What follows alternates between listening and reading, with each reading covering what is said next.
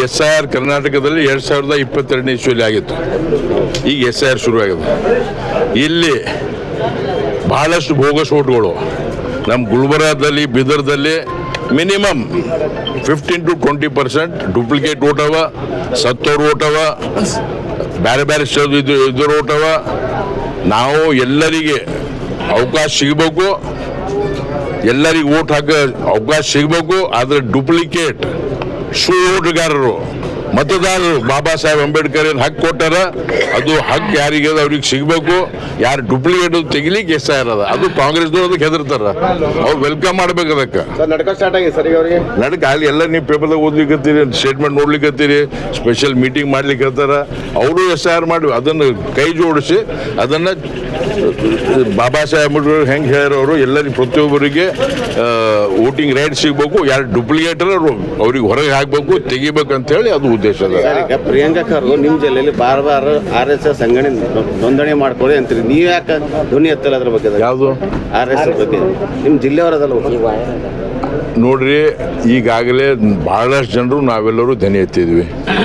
ಈ Priyank Kharge he wants to become ಏನಂದ್ರೆ ಭಾರತ ದೇಶದಾಗ ಪ್ರಚಾರ ಆಗ್ಬೇಕು.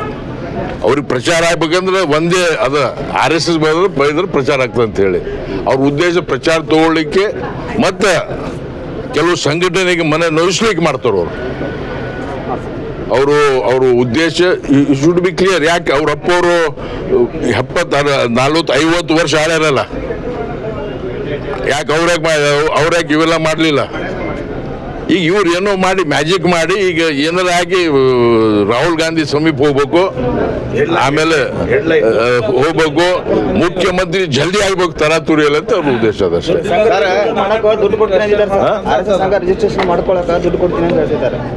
ನಮಗೆ ಅವ್ರು ದುಡ್ಡು ಬೇಕಾಗಿಲ್ಲ. RSS ಬಂದು 8 ದಿವಸ ಕೂತ್ ಹೋಗ್ಲಿ ಸಾಕು. ಸರ್, ಈಗ RSS ದಿವಸ ಬಂದು ಅಲ್ಲಿ ಏನ್ ನಡೆದ ಸಂಘದಾಗ ಏನ್ ಕಲಿಸ್ಲಿಕ್ಕತ್ತಾರ, ಏನ್ ಅವ್ರು ಒಂದ್ ವೇಳೆ 8 ದಿವಸ RSS ದಾಗಿದ್ರೆ ಹಿಂಗ್ ಮಾತಾಡ್ತಿದ್ದಿಲ್ಲ. ಅವ್ರಿಗೆ RSS ಏನು ಗೊತ್ತೇ ಇಲ್ಲ.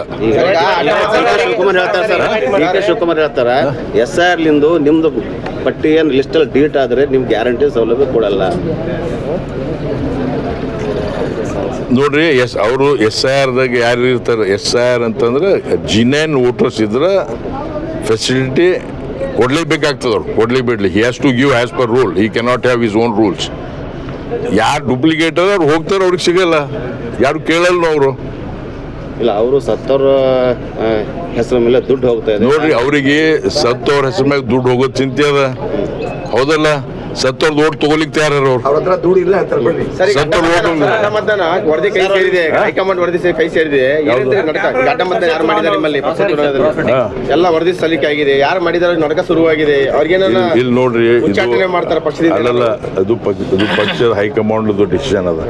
ಇನ್ನ ಯಾರು ಸ್ಪೆಸಿಫಿಕ್ ಯಾರಂತ ಹೆಸರು ಗೊತ್ತಾಗಿಲ್ಲ. ವರದಿ ಹೋಗಿದೆ ಸರ್, ವರದಿ ಹೋಗಿದೆ, ಎಲ್ಲ ಆಗ್ಯದ. ಅವ್ರಿಗೆ ಅವ್ರು ಏನೇನು ಮಾಡೋದು ಮಾಡ್ತಾರೆ. ನಮ್ಮ ಪಾರ್ಟಿ ಯಾರಿಗೆ ಬಿಡ